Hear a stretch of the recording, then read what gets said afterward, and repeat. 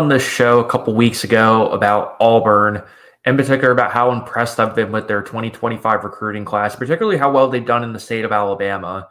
And with that said, now it's time to flip the script and talk about the Tide. And all things considered, I've covered Alabama and Auburn extensively on this show. If you want to go back and watch some of my other videos, welcome and encourage you to do that. But as we're going into the 2025 season and we're looking at Alabama holistically as a program, I think there are a number of different things that they're doing right that I think they do deserve a lot of credit for. For example, right now, they have the second recruiting class in the country, only behind Texas. A couple really strong five-star recruits, such as Dijon Lee, cornerback out of Mission Viejo, California, and obviously Keelan Russell, who is from Duncansville, Texas, and I would argue has the capability of being the starter this season, the starting quarterback this season. And as I look at last season and I kind of just evaluate what's going on, obviously 9-4 is not ideal. They broke their 16-year streak of having 10 plus wins. They lost to Vanderbilt and they lost to Oklahoma. They lost their bowl game versus Michigan, and they also lost in the Rose Bowl last year to Michigan too, with the cherry on top. And they just so ever slightly missed the college football playoff, which obviously when you have three losses, that's really not too surprising. But all things considered, when you look at this Alabama team and you kind of ask yourself where they're at right now, in many ways, the bowl game versus Michigan, although you have to take bowl games with a grain of salt, right? It does highlight a lot of the struggles that they've had this season, and it's pretty consistent with what we've seen. And obviously, granted, you got to take it with a grain of salt too. Obviously, it's a bowl game. They've only had 4 healthy receivers going into it. And there are so many different moving parts that you always kind of have to keep everything wide open. But as you look at the 24/7 rankings and you look at Alabama as a whole, Auburn has signed the top 8 out of 10 players within the state of Alabama. And you also sit there and say to yourself too, one of the things that frustrates me the most about the Crimson Tide is the fact that they refuse to double down on the rushing attack. And that's the one thing that I saw in the Michigan game, that they really didn't try to do it all. They kept insisting on trying to pass, when in reality, as long as Jalen Milroe is your starting quarterback, you have to lean into that rushing attack more. And I get that Nick Sheridan and Kalen DeBoer, they're from Washington. They're used to having Michael Penix, and they're used to having a bunch of stud quarterbacks that are able to make any throw on the field and being able to extend the field like that. But the reality is, Jalen Milroe does not have the capability to do that. And as long as he is their starting quarterback, they are going to have to drastically change how they play offense. Because if you want to see, out of all the times that they've struggled this year, those are the games that it comes down to. And I go back to 2 games that come to mind. I think of the ass whooping that they gave to LSU at the very beginning, towards the middle-ish part of the season, where they won 42-13. And what happened when they won that game? Jalen Milroe took over the game as a runner and won the game. He had over 200 plus rushing yards, a handful of touchdowns, and did his thing. And LSU had zero response to it. One, because their defensive line isn't athletic enough to be able to stop them. But quite frankly, you have to double down on what Milroe's best skill set is. And his best skill set is as a runner. In many ways, he reminds me almost like of a Riley Leonard, to the extent that I don't think he's as powerful as him. I don't think you're necessarily running on quarterback blast all the time. However, I think there's a really strong opportunity to be able to run some more options on the outside. They have Jam Miller there too, who I think also is somebody who's being underutilized in that offense. And, too, you have Ryan Williams, you have a legit number 1 receiver, but you get to a point where, yes, they've done an excellent job at keeping their recruits despite Nick Saban retiring, because we all knew that there was going to be a little turbulence there in terms of how much these kids were going to stay and how much these kids were going to move. I think for the most part, they've maximized their NIL dollars. They're They're plugging in ways at parts that they know have to be immediately fixed, which I give them credit for.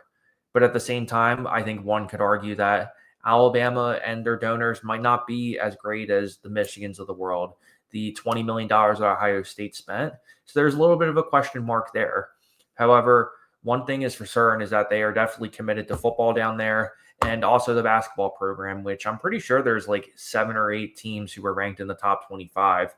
So, I mean, big credit to those teams too. But even when you look at comparison from the LSU game, when I think of the Oklahoma game, what do both those games have in common? LSU, when they played LSU, they doubled down on the rushing attack, whereas Oklahoma, they tried to take advantage of a vulnerable secondary and ultimately just got walloped. Oklahoma's defensive line out-physicaled their offensive line. Jalen Milroe was under distress the entire game, and when Jalen Milroe is under distress, he makes mistakes. And to me, that's the silver lining of that whole thing. So when I sit there and ask myself, okay, you lost to Vandy in a shootout. You completely got whooped by Oklahoma 24-3. You just squeaked by South Carolina 27-25. What my ultimate conclusion of this whole thing is, one, Alabama needs to ramp up their recruiting, particularly within the state of Alabama. Because even when we talked about Kalen DeBoer coming over from Washington, that was one of the biggest question marks about him altogether, is can he recruit within the state of Alabama, and particularly within the Southeastern Conference's footprint. And so far, I think he's done an ample job of it. Now, granted, he's only going into his second year, so I think we have to give him at least a little bit of, margin for error and a little bit of, validation when it's necessary. But at the same time, compared to what Auburn is doing right now and compared to the expectations that Alabama seems to have every single season, what they're doing right now in the state of Alabama is simply not good enough. And granted, I get that you're going to have to at least open up your footprint to some extent, right? Because obviously you have a bunch of coordinators from different places. I think of Kane Womack, who is their defense coordinator right now. He was their head coach at South Alabama before. And I'm telling you, if you don't know about this guy, look him up, because he's going to be a Power 4 head coach sooner than later. So he definitely deserves a lot of credit for what this defense has done this year. And I anticipate that they're only going to get better too. But in terms of Alabama as a whole, yes, when you look at them just in terms of 24/7 sports or on 3, and you just look and say at the number 2 or number 3 or whatever, you sit there and say, yeah, that's great. They're typically only behind Texas and Georgia, and it depends on the day in terms of when you look at their recruiting rankings. But at the same time, the concerns that we've had about Kalen DeBoer are kind of trickling up again. And granted, your transfer class, you got to take with a grain of salt right now, because we're still kind of in the beginning stages of that. You look at what your counterpart in Auburn is doing in terms of having one of the best recruiting classes of the country, just totally just getting everybody of the top of the class. And then obviously you had one signed with Oregon too. And I think another one signed with what was it, Michigan or Ohio State or something like that too. But when you sit there and you say to yourself, okay, Alabama has struggled with recruiting within their own state. They're getting decimated in terms of that recruiting battle. And you sit there and you say to yourself, I don't know if they've entirely resolved the quarterback position. Because to me, that's another big question mark. You either have to roll with the true freshman and Kalen Russell, or do you sit there and say to yourself, okay, we'll go with one more year of Jalen Milroe? Because if I'm going in with one more year, Jalen Milroe, whatever offense that Nick Sheridan was calling at the beginning of this season will not work if they want to make it to a national championship and they want to be legitimate contenders in the SEC. Because I'm here to tell you, the issue, aside from some of Jalen Milroe's decision making, which I thought at this point in his career would be somewhat fixed, the reality is that they're trying to make him into this elite passer when in reality that is simply not his skill set. And in order for them to take it to the next level and do what they have to do, there's three things that have to happen. Number one, they have to take recruiting in Alabama way more seriously. At the end of the day, when you're Roll Tide and you're sitting there and saying to yourself, what's the difference between making it to a semifinal versus making it to a national championship? It's getting the depth on the roster. It's recruiting within your own state. It's building relationships with those high school coaches, and they're sitting there saying, "Hey, are we going to call Hugh Freeze, or are we going to call Kalen DeBoer, or are we going to sit there and call Major Applewhite?" Those are the questions that they're asking themselves.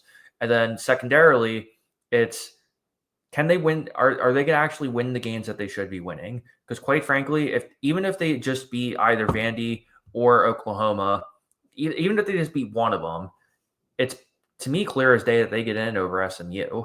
So it's one of those things where things just have to come together slowly but surely. But I think at this point, there is a healthy amount of skepticism for whether or not they can ramp this up within one more season. To me, this looks like more of a 2 or 3 year build where they are legitimately contenders again.